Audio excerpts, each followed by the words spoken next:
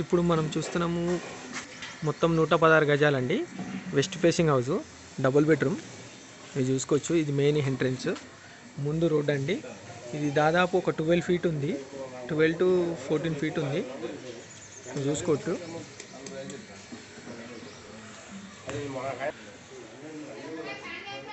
ఈ ఇల్లు main hall అండి.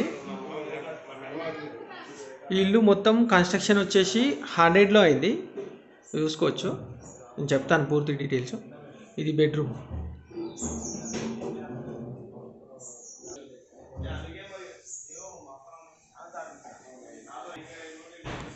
ఇది ఒక బెడ్రూమ్ అండి.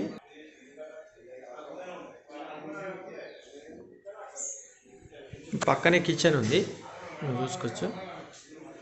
కిచెన్ ఈ విధంగా ఉంది. పూజా రూమ్ కూడా పెట్టుకున్నారు. ఇందులో మనకు నార్త్ డోర్ ఇవ్వడం జరిగింది, అలాగే తూర్పు డోర్ ఇవ్వడం జరిగింది. మనకు ఫెడ్ నుండి ఇలా చూసుకుంటే ఇలా ఉంది, బ్యాక్ నుండి నార్త్ తూర్పు.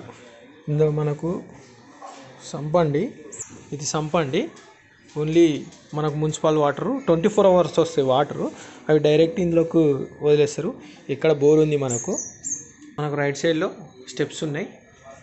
మనకు ఒకటే వాష్రూమ్ ఇచ్చారు కామన్గా. ఈ గల్లీ వచ్చేసి 4 ఫీట్ అండి, 4 ఫీట్ల గల్లీ ఇట్లా స్ట్రైట్గా. మనకు రైట్ సైడ్ ఒక 16 గజాలు అనేది ఇక్కడ ఉంది. ఇది వాస్తు ప్రకారం అడిషనల్గా ఉంది కాబట్టి దీన్ని గోడ కట్టేసి వదిలేశారు. మనం కార్ పార్కింగ్ కోసం మనం దీన్ని యూజ్ చేసుకోవచ్చు బయట పెట్టుకోవాలనుకుంటే. పైకి వెళ్దాం, పైకి వెళ్ళి చూద్దాం. పైన ఈ విధంగా ఉంది, చుట్టూ బిల్డింగ్సే ఉన్నాయి. దాదాపు మొత్తం బిల్డింగ్సే. వెనకాల ఒక ఖాళీ ప్లేస్ ఉంది, ఇది కూడా ఒక పెద్ద ప్లాట్. ఇది వచ్చేసి మొత్తం SRR తోటలో ఉందండి. ఈ హౌజు మనకు కోయవాడలో వస్తుంది.